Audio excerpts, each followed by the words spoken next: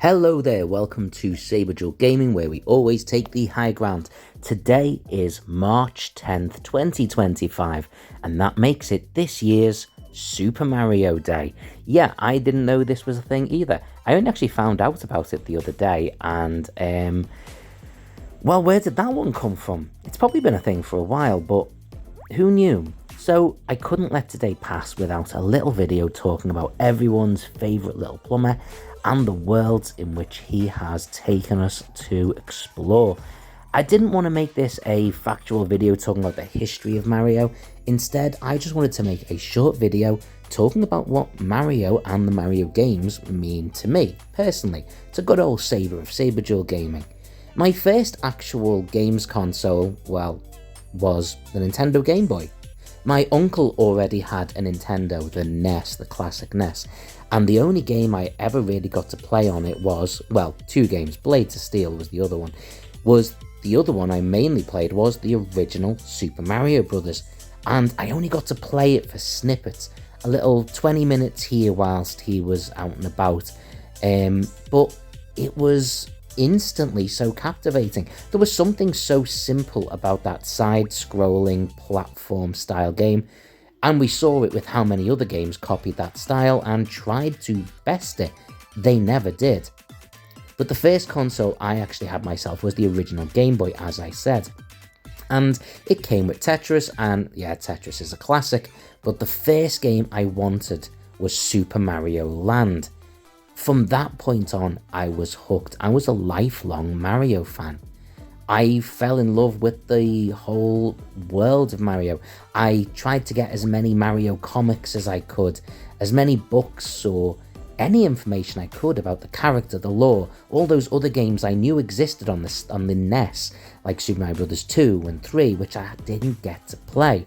And then came my first proper home console, the Super Nintendo Entertainment System, and the first thing I wanted for it was, no, not Super Mario World, Super Mario All-Stars, because I wanted to go right back to the beginning. I wanted to play all those past Mario games. I found to my delight that it even included a updated version of Mario Brothers, a game I had got to play very briefly in my friends on the Atari 2600. That, alongside all the other Mario games, Super Mario Bros., Super Mario Bros. 2, the amazing, perhaps one of the best games of all time, Super Mario Bros. 3. I got to explore each of these amazing worlds, and they were spectacular. I would then, of course, go on to enjoy Super Mario World, Super Mario Land 2, and Super Mario Land 3, Wario Land.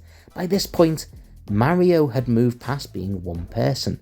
It was an entire lore, an entire universe of characters, different villains and other heroes, side characters who started to develop their own video games.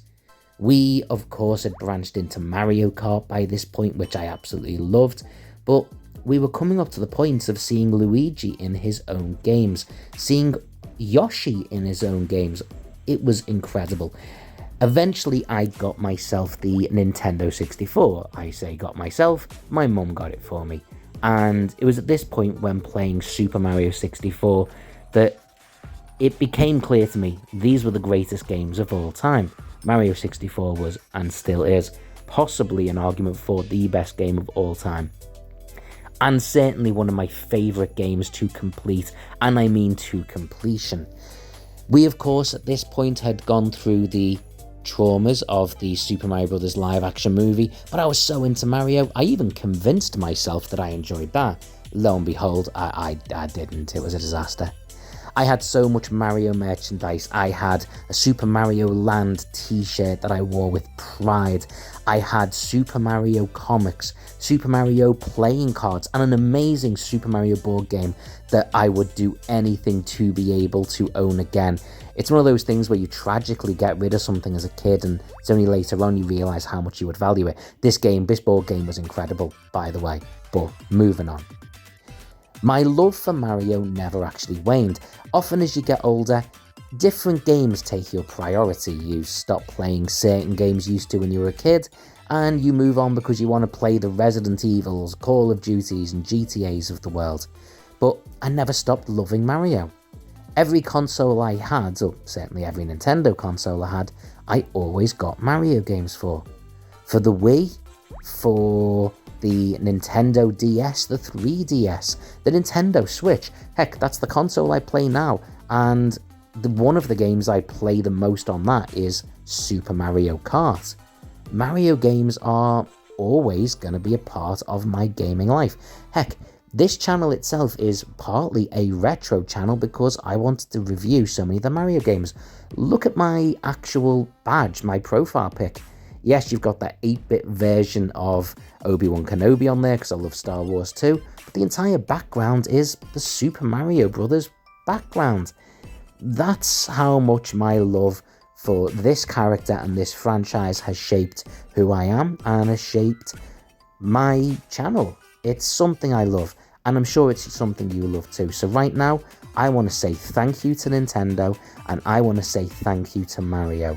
Mario, you have helped shape gaming, and it wouldn't be the same without you.